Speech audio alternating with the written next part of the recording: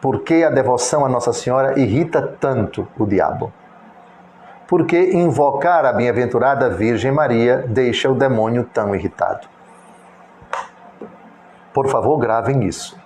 Ira, perseguição, vômito e, finalmente, irritação. Agora vamos à liturgia da igreja.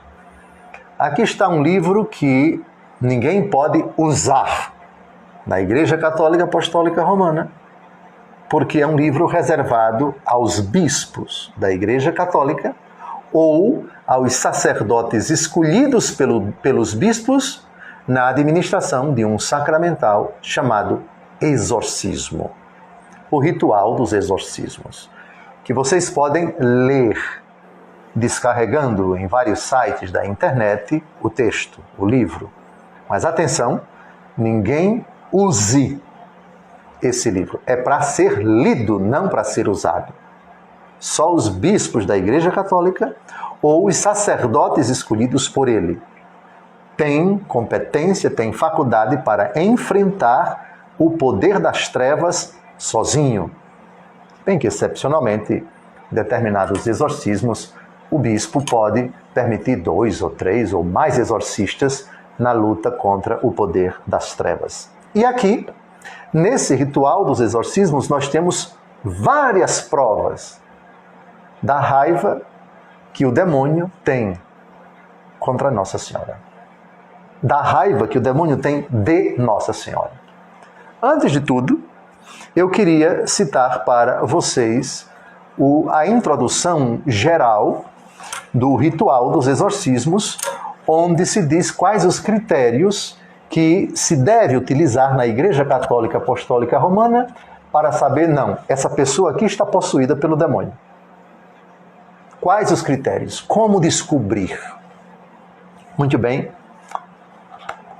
No número 16 da introdução geral, diz a Santa Igreja: o exorcista não comece a celebrar o exorcismo se não souber com certeza moral que o exorcizando está realmente atormentado pelo demônio e, se possível, que ele consinta.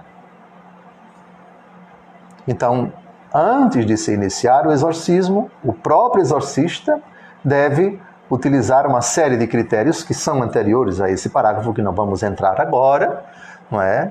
E deve analisar, sondar de forma bastante circunspecta, se possível com a ajuda de psicólogos, com a ajuda de psiquiatras, com a ajuda de outros elementos, para discernir se estamos ali diante de uma mera patologia, de um mero desequilíbrio, fenômenos que podem ser explicados pela ciência, ou se é algo mais profundo, ainda que a pessoa de fato esteja debilitada, fragilizada do ponto de vista psicológico e físico, mas ali existe alguma coisa que vai além da ciência. Vamos então à explicação. Segundo uma praxe comprovada, os sinais de obsessão diabólica são falar muitas palavras numa língua desconhecida ou entender alguém que a fala. Manifestar coisas distantes ou ocultas. Mostrar forças superiores à idade ou às condições físicas. Esses sinais podem dar algum indício.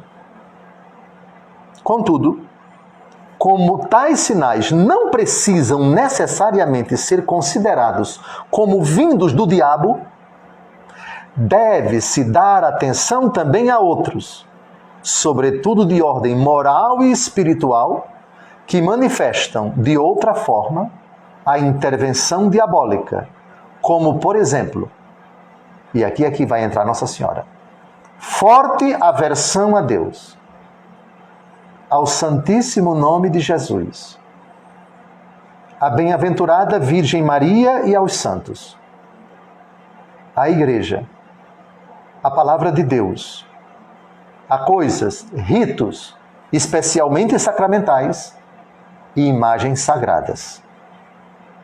E, finalmente, deve ser cuidadosamente examinada a relação de todos os sinais com a fé e o combate espiritual na vida cristã, já que o maligno, em primeiro lugar, é inimigo de Deus e de tudo o que une os fiéis com a ação salvífica de Deus. Então, não é uma coisa apenas que vai indicar, não, aqui é o demônio que está agindo, realmente a pessoa está possuída pelo demônio. São vários sinais que precisam ser levados em conta, todos em conjunto. Às vezes é preciso fazer um levantamento da vida da pessoa, passada e presente. Amizades, hábitos, leituras, determinadas coisas que são usadas, amuletos, roupas, músicas, sites, o envolvimento em lugares perigosos. Eu nem vou citar aqui o nome deles. Determinados rituais que algumas pessoas pensam, isso não tem nada, mas é só uma brincadeirinha. Brincadeirinha não tem nada. Mexendo com o oculto, brincando com o poder das trevas, expondo-se ao inimigo. Tudo isso há de ser levado em conta. E óbvio, o contexto próximo e também remoto vão ajudar o ministro, sacerdote, exorcista a ter uma ideia mais ou menos aprofundada, exata, circunspecta da situação, além desses fenômenos que ele vai ter que perceber e dizer, não, aqui nós estamos diante de algo assombrosamente, perigosamente, assustadoramente maligno, maléfico. Aqui é o poder das trevas em pessoa quem está dentro desta pessoa. E aí para descobrir se são 7 demônios. Por exemplo, Santa Maria Madalena, dia 22 de julho, quem lembra, há poucos dias, Maria Madalena, ela tinha 7 demônios.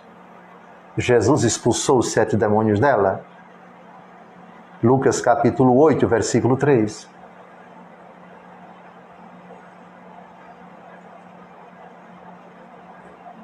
Judas Iscariotes foi um demônio. Satanás entrou nele e logo depois ele foi se suicidar. Já eram muitos demônios que entraram numa manada de porcos. Lembram quando Jesus disse seu nome? Meu nome é Legião. Ora, uma legião romana era cerca de 10.000 soldados. Portanto, é muito relativo você dizer no primeiro momento que quando o demônio entra no corpo de uma pessoa, se estamos diante de um demônio, no caso de Judas, de 7 demônios, no caso de Maria Madalena, de milhares de demônios, no caso dos possessos de Gadara, os gadarenos. De qualquer maneira, vejam aqui, forte aversão a Deus, ao Santíssimo Nome de Jesus, à bem-aventurada Virgem Maria, aos santos, à igreja, etc, etc. O demônio não suporta Deus. O demônio odeia o nome de Jesus. Fale para que ao nome de Jesus, nosso Senhor, se dobre reverente todo o joelho, no céu, na terra e nos abismos. O diabo se inclina diante do nome de Jesus. Se inclina furioso, mas se inclina. Portanto, aqui está uma prova na liturgia da igreja. O exorcismo é um sacramental. Forte aversão à Santíssima Virgem Maria. Mas não é só isso, não. Vocês sabiam que para se realizar o exorcismo não é em qualquer lugar? E se o exorcismo precisar ser realizado na casa daquela pessoa, certas providências têm que ser tomadas. Vamos ao número 33 da introdução geral ao rito dos exorcismos. Diz o texto, é um parágrafo pequeno. Se for possível, o exorcismo seja feito num oratório ou em outro local adequado, outro lugar adequado, separado da multidão, onde sobressaia a imagem do crucifixo. No local deve haver, olha, preste atenção, Nossa Senhora, no local deve haver também uma imagem da bem-aventurada Virgem Maria.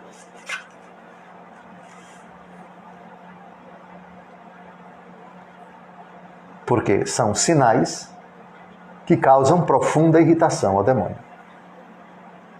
É para irritá-lo? Lógico que é para irritá-lo. E o exorcismo é para quê? É para fazer cafuné no demônio? Oh, meu bichinho, meu bichinho, meu bichinho. Não é para isso não, é para irritá-lo mesmo.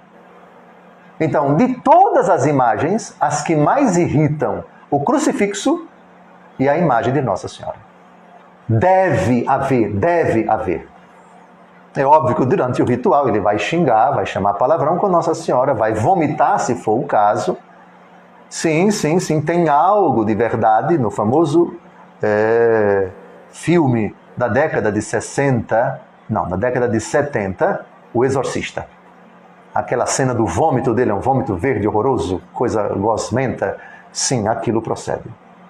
E pode ser um dos fenômenos, não somente contra o próprio exorcista, que quanto possível deve gozar de uma certa saúde, para se livrar das cusparadas, das gosmentas coisas horrorosas que podem sair dos lábios da pessoa, sim, sem dúvida alguma, mas crucifixo e imagem de Nossa Senhora. Tem que ter. E lógico, afastar as pessoas, que aquilo não é espetáculo, não é para filmar, não é para gravar, é uma celebração de um sacramental.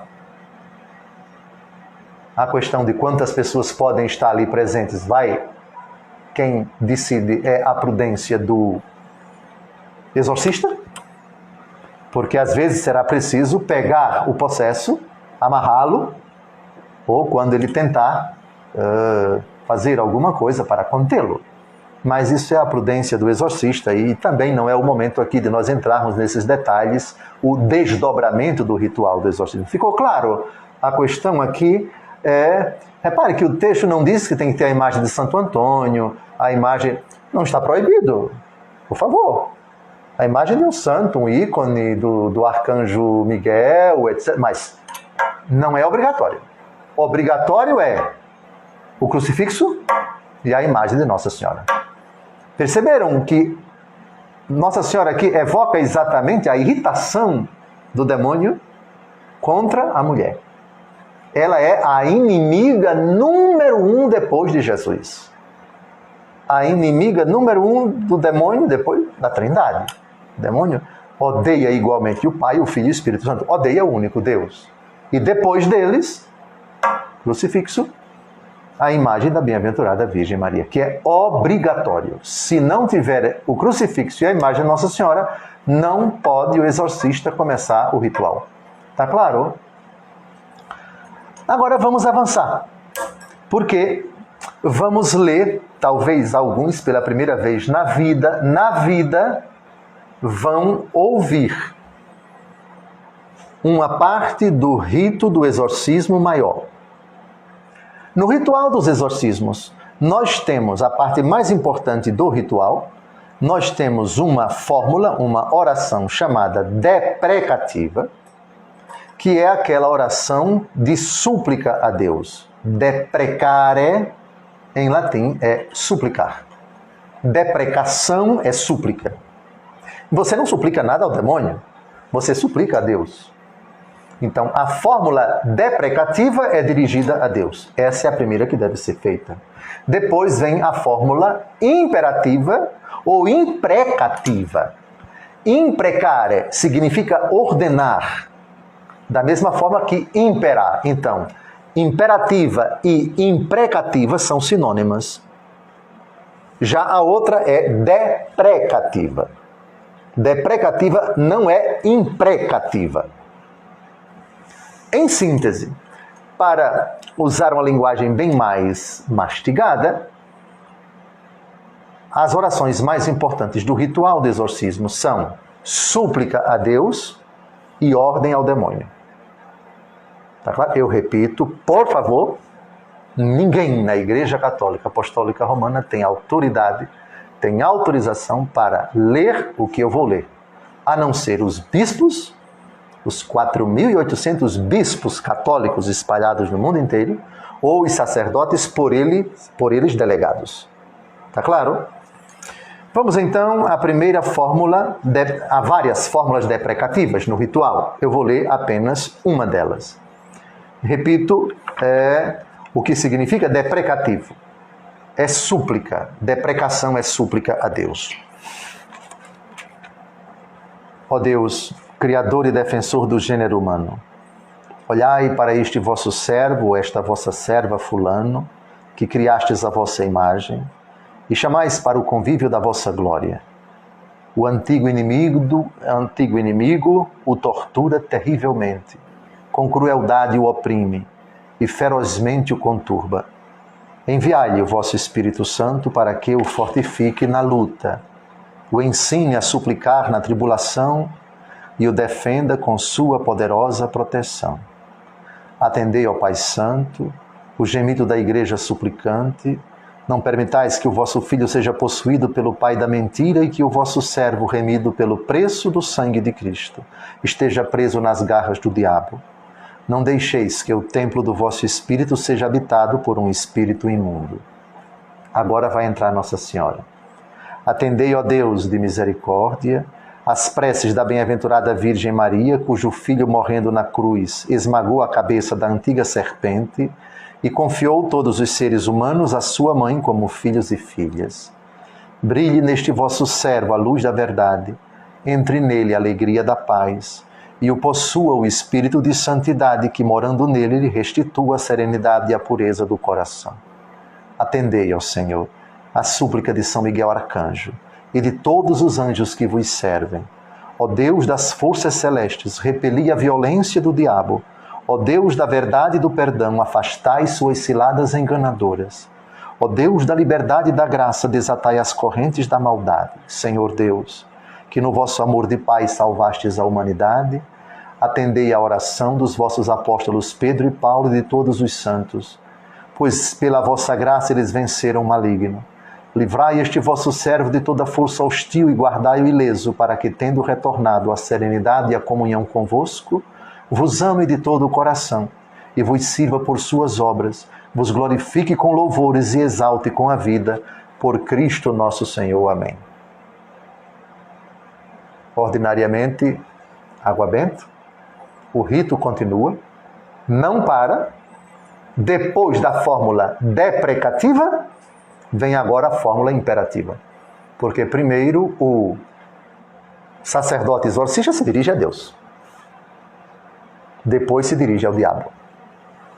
Eu repito, eu estou lendo uma fórmulas, textos do ritual dos exorcismos, que é um sacramental cuja presidência é reservada apenas aos bispos da Igreja Católica Apostólica Romana ou aos sacerdotes delegados por ele, os sacerdotes que receberam a autorização para fazer o exorcismo.